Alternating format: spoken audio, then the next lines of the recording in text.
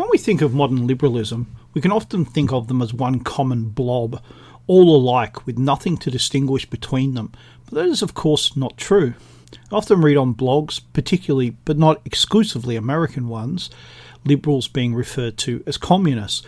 And while it's true they share things in common, the two ideologies are quite different. And today I want to concentrate on liberals. There are 5 types of modern liberals: classical liberals, feminists, left liberalism, also known as social liberals or WETs, right liberals, also known as economic liberals or DRIs, and neoconservatives. The oldest of these is of course classical liberalism. In the 1800s, classical liberalism was simply liberalism.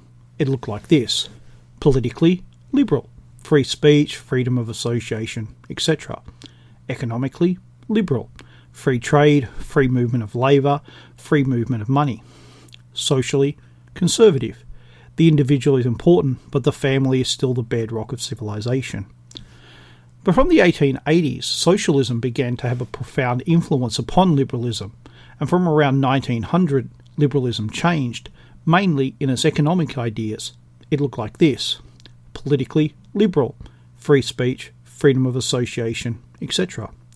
Economically socialist, government intervention in the economy, the welfare state. Socially conservative, the individual is important, but the family is still the bedrock of society. Then in the 1950s, the contradictions within liberalism became too great, and it split, at first in half, and then in the 1960s it produced another split. It split into left liberalism, right liberalism, and then in the 1960s, neoconservatism.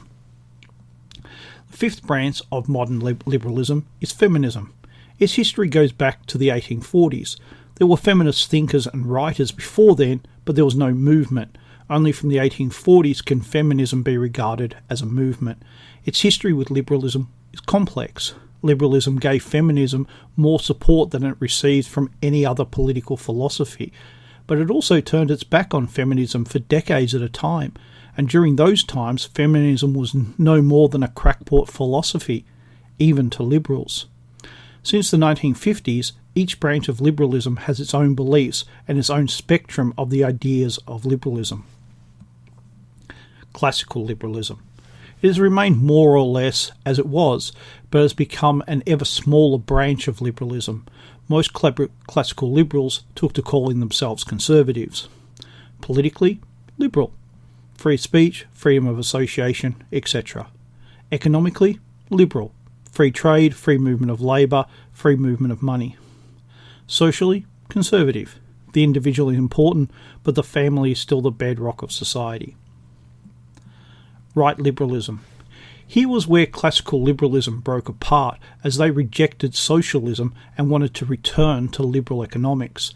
Economics is supreme, trumping both politics and society. They are also known as DRIs, because all they were interested in was dry economics. Politically liberal, free speech, freedom of association, etc.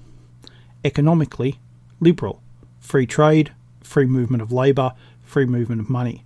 Socially mixed. Some are conservative, but sadly most reject even the concept of society. Left liberalism. The majority of liberalism turned left. It did not reject socialism or communism. It instead believed that it could absorb them and turn them into liberals.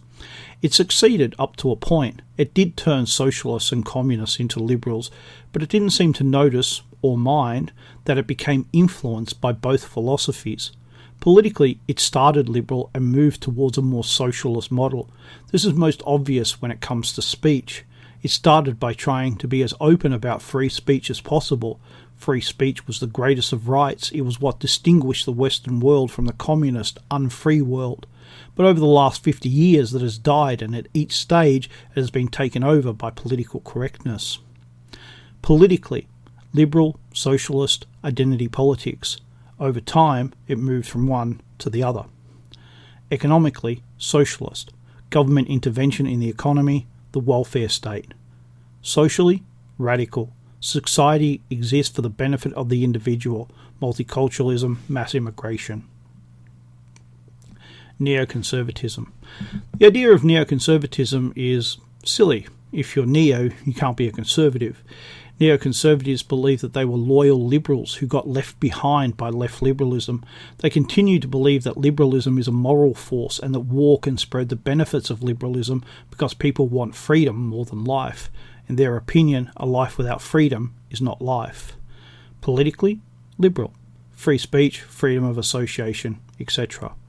Economically, liberal. Free trade, free movement of labour, free movement of money. Socially, conservative, mixed.